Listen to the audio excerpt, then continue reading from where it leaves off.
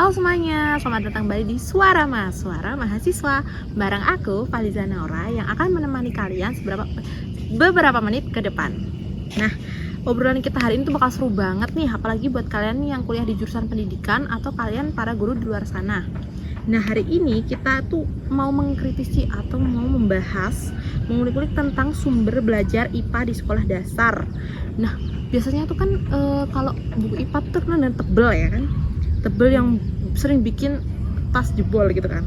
Nah, apakah itu masih relevan untuk kita saat ini, atau kita tuh udah harus full pindah ke dunia digital atau media digital? Nah, di studio ini kebetulan sudah ada dua tamu kita, yaitu dua tamu mahasiswa nih, mahasiswa PGSD lagi. Nah, di sini di sebelah kanan ada Kak Eva dan ini ada Kak Lia. Ayo Kak Eva dan Kak Lia sapa penonton dulu nih, boleh? Silahkan dari Kak Lia dulu. Halo pendengar Suara Ma, saya Lia dari Universitas Sarjana Wiyata Taman Siswa. Saya Eva Delsiana dari Universitas Sarjana Wiyata Taman Siswa. Nah, pas banget nih, kita langsung to the point aja ya. Nah, kalian kan mahasiswa PGSD nih yang besok mau magang atau mau apa sih namanya kalau di tempat kalian? PPL. Nah, PPL yang atau besok setelah lulus kan bakal jadi guru nih ya kan. Nah, menurut kalian itu tuh gimana sih kondisi sumber belajar IPA SD yang ada sekarang tuh? Jadi pendapat saya ya, sekarang kita mungkin menggunakan kurikulum merdeka yang katanya tuh membebaskan lah ya. Ya betul. Tetapi di lapangan ini masih banyak kita temukan itu sumber belajarnya tuh masih condong ke buku teks gitu, yang panjang banget lah Ya, ya. bikin pusing biasanya Iya, kan. Iya, benar. saya juga bikin pusing gitu. Saya aja pusing Benar. kadang. Jadi untuk anak SD itu mereka tuh dalam menghafalnya itu sangat rumit lah ya. Terus Iya, juga betul. mereka lebih kayak susah lah ya dalam untuk memahaminya atau seperti apa yang ada dalam. Apa yang dimaksud gitu kan Ya, dari benar. buku tersebut ya. Mungkin kalau dari Kak Eva nih, Kalau saya sendiri kan pernah melihat ya di salah satu sekolah itu ada buku yang bukunya itu tuh menjelaskan mungkin materinya tentang tata surya, tapi tata suryanya itu ada gambar tata surya tentang kayak mungkin revolusinya bumi, berputarnya matahari, itu tuh hanya tentang gambar dua dimensi saja dan hanya ada teks panjang. Jadi tuh di situ siswa tuh hanya bisa membayangkan bagaimana bumi itu berputar, bagaimana prosesnya revolusi itu, tanpa jadi esensi sainsnya itu akan hilang tanpa adanya bantuan tambahan. oh gitu. Wah, bener sih itu. Berarti buku teks ini yang tadi ya, itu tuh mulai out of date.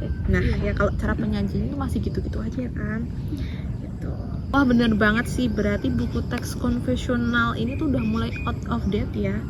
Kalau cara penyajiannya cuma gitu-gitu aja. Mungkin dari Kak Lia nih ada pendapat mungkin tentang ini.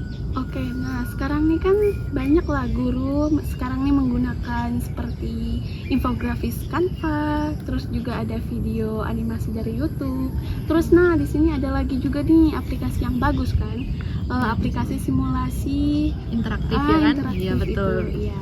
Cuman Kak di sini kan dalam menggunakan media ajarnya ini kan kepada anak tuh hanya dijadikan sebagai hiburan supaya anaknya tidak bosan. Dari hal itu juga bukan kayak dijadikan seperti pembelajaran yang terstruktur. Oke. Kalau dari Kak Eva nih, kira-kira pandangannya gimana nih? Kalau dari saya itu sekarang kan baru marak-maraknya itu ya AI ya, Iya betul. buatan manusia. Nah, kalau untuk sekarang kan AI bisa dimanfaatkan. Kalau mahasiswa kan banyak diskusi apakah AI ini tuh bisa dimanfaatkan untuk sumber belajarnya untuk anak-anak. Tapi kalau menurut saya sendiri itu pasti bisa banget ya. Tapi ya itu pasti ada tantangan yang sangat besar buat anak SD dari AI itu. Waduh, menarik banget nih. Kira-kira tantangannya tuh di mana sih? Kan AI itu malah bikin segalanya jadi instan loh, Kak. terus jadi gampang. Misalnya nih anak punya PR nih kan, tinggal foto aja nih, biasa aku sering nemu nih Kak, tinggal foto cepret terus dapat hasilnya, tapi mereka nggak tahu caranya, kenapa bisa dapat yang ini, kenapa bisa dapat yang itu. Nah mungkin dari Kak Eva dulu nih yang menanggapi. Kalau dari saya itu malah justru itu Kak, tantangan terbesarnya tuh dijadikan secara instan ya, karena secara instannya itu menjadikan dampak terbesar untuk anak SD. Seperti contohnya itu tadi ya, cuman asal cekrek-cekrek saja tanpa dia berpikir dulu apa itu, mungkin contohnya dari pelajaran sains yang tata surya, dia mungkin mencari menggunakan AI itu tadi, cekrek apa itu, dia bertanya apa sih, bagaimana sistem tata surya. Nah, pasti kan dalam 1 detik itu ada hasilnya, muncul tapi ya, instan banget. Tapi kan untuk anak SD itu sendiri kan, kalau dari IPA kan harus dituntut untuk berpikir kritis, tapi dia malah menjadikan AI itu tidak berpikir kritis, atau menjadi cara berpikirnya itu menjadi tumpul. Gitu. Kalau dari kalian nih mungkin Ya ini ada satu lagi kan, seperti pembatasan umur dan hoak lah ya. Iya, Di sini betul. kan kita sering kali mendapatkan terutama sama anak SD lah ya, mereka tuh Iya. kan kalau menggunakan AI itu mungkin sangat ngawur ya, ngawur tuh apa sih biasa itunya, sembarangan Iya, ya, bener, nggak kayak lihat-lihat dulu sembarangan. gitu kan. Bener. Betul. Jadi mereka tuh belum bisa memahami kayak mana yang valid, mana yang tidak. Jadi kalau untuk dilepas gitu aja buat anak SD tuh akan sangat berbahaya sih ya Kak. Iya, betul. Kalau menurut saya Betul ya. banget. Wah, dari pembahasan kalian tadi ini bener-bener kayak kritis banget nih Kak nih. Nah berarti tuh buku-buku teks konvensional itu punya kelemahan karena terlalu abstrak atau terlalu monoton, kayak cuman teks panjang terus kayak nggak ada gambarnya tadi ya, kayak minim gambarnya, kita jadi nggak bisa ngerti nih yang dimaksud ini tuh apa dari teks panjang ini tadi kan. Nah tapi nih kalau full digital semua atau AI nih, kalau nggak ada kontrolnya apa tadi Kak, dari panduan guru itu ya. Iya. Nah itu tuh juga malah bikin siswa tuh jadi males gitu loh Kak, jadi males berpikir kritis. Nah jadi menurut kalian, Kak Lia sama Kak Eva sebagai calon guru masa depan, itu sumber belajar apa sih yang relevan dan ideal? Mungkin dari Kak Lia dulu. Oke, kalau dari saya ya, kalau saya tuh adanya kunci kontekstual seperti pembelajaran nyata, melihat secara langsung, karena dalam melihat secara langsung ini anak bisa memahami apa yang mereka sedang lihat atau mereka praktik gitu Kak. Oleh karena itu seperti tadi, buku teks yang tebal itu nggak semudah itu kita buang lah ya Kak. Iya betul. Kita tuh harus sebagai guru pintar-pintar lah untuk mengkombinasikannya seperti itu Kak.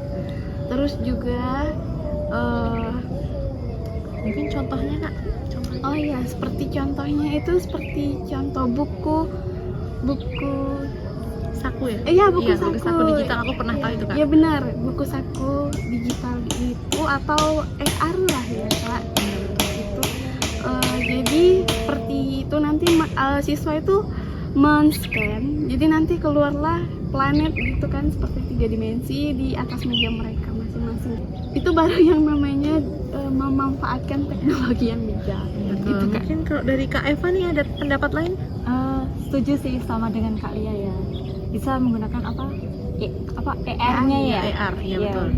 Itu bagus juga. Tapi kalau dari saya, pendapat saya itu kita jangan sampai melupakan sumber terbesarnya kita, yaitu kan lingkungan sekitar ya, karena kan sains itu sendiri kan sains itu ilmu tentang alam, jadi kita harus tetap berkaitan, mengaitkan apa yang kita pelajari itu dengan alam sekitar. Mungkin kita bisa mengajak siswa-siswa itu belajar secara langsung mengenai mungkin contohnya dari ekosistem, mungkin rantai makanan, kita bisa langsung turun melihat bagaimana rantai makanan, mungkin rantai makanan seperti di kebun binatang, gimana singa itu makan, atau rantai makanan semut, rantai makanan dari elang itu sendiri. Nah, seperti itu ya rantai makanan yang dikaitkan dengan sains itu sendiri. Jadi kita tidak bisa kita menggunakan teori digital atau teknologi digital, tapi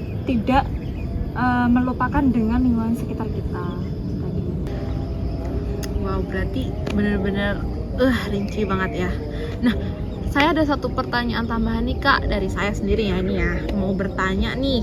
Nah, kira-kira nih kan kalau misalnya media ini tuh berbasisnya digital, itu kan mungkin pakai gadget atau pakai apa namanya, laptop, komputer, tab mungkin ya kan. Iya. Nah, itu kan kalau untuk anak SD itu kan masih ada jarang sekolah yang bolehin ya pakai HP kalau sekolah. Nah, itu kira-kira tuh solusinya gimana sih Kak? Mungkin kan kalau kita kan sebagai calon guru ya mungkin sudah merencanakan apa untuk kedepannya. Kita bisa mungkin menggunakan itu tadi, digital itu tadi, kita membuat link pembelajaran atau seperti tadi ER-nya, pembelajaran dari ER itu linknya dari ER-nya itu kita kirimkan lewat grup. Kan untuk zaman sekarang kan sudah dibuatkan grup kelas ya. Ya betul. Biasanya seperti itu, sudah dibuatkan grup kelas untuk kelas anak-anak itu sendiri. Nanti kita kirimkan melalui grup WhatsApp itu, terus didampingi oleh orang tuanya. Mungkin itu orang tuanya bisa mewakili dari membuka link itu, terus dikasihkan untuk anak itu sendiri agar bisa belajar melalui link tersebut, bisa belajar dari rumah. Enggak kok langsung belajar di sekolah. Jadi ketika anak itu sudah belajar di rumah, nanti pasti pas bertemu dengan gurunya apa yang ditanyakan, pasti siswa itu juga lebih mengetahui apa yang sudah dipelajari terlebih dahulu sebelum ditanyakan oleh guru. Mungkin kalau dari kalian ada pendapat? Oke, dari saya setuju banget dari pendapat Mbak Eva itu, karena penggunaan AI ini juga tidak bisa dibebaskan gitu aja lah buat anak-anak ya. Jadi mereka tuh butuh pendampingan dari orang tua. Seperti itu mungkin. Berarti luar biasa banget ya, berarti ini seimbang banget nih, membumi dengan lingkungan sekitar, tapi juga kita harus melek teknologi untuk memvisualisasikan hal-hal yang abstrak yang nggak bisa kita lihat, misalnya nih tadi tata surya ya kan. Nah, kita kan nggak bisa tuh langsung kita naik ke itu kan pasti butuh biaya yang mahal juga kan. Nah juga perlu bantuan tadi ya, teknologi iya betul. AI, kita bisa menggunakan AR barcode-nya itu tadi dengan betul. Jadi kita, perumpamaan lah. Jadi kita bisa menjelajah tanpa tadi. Iya betul. Oke. Nggak terasa ya udah di penghujung obrolan nih. Nah, diskusi bareng Kak Lia sama Kak Eva ini bener-bener ngebuka mata kita banget nih sebagai guru atau calon guru nih ya, IPA SD di zaman sekarang yang tantangannya tuh bener-bener luar biasa banget, apalagi sekarang udah abad 21 ya Kak. Iya. Kan? Nah, jadi tuh kita nggak cuma modal nyuruh anak buat buka buku aja, terus tapi kita jadi perancang pengalaman belajar mereka. Iya betul banget Li, karena guru modern sekarang gini ya harus adaptif gitulah. Iya betul, harus kritis ya, harus kan? kritis, Media harus pintar yang kritis. kita bawa ke kelas. Harus pintar-pintar memodifikasi ya, Iya, antara benar, teknologi dengan kurikulum yang dari pemerintah itu. Iya. Betul, kita harus pinter-pinter gitu kan. Pinter-pinter lah Iya, sekarang nih. betul. Iya. Sebagai calon guru. Oke, terima kasih banyak ya Kak Eva, Kak Lia udah mau main ke Suarama. Nah, buat para pendengar, semoga podcast kali ini itu bermanfaat ya. Jangan lupa buat terus pantengin episode selanjutnya. Aku Faliza Naura pamit undur diri. Dadah.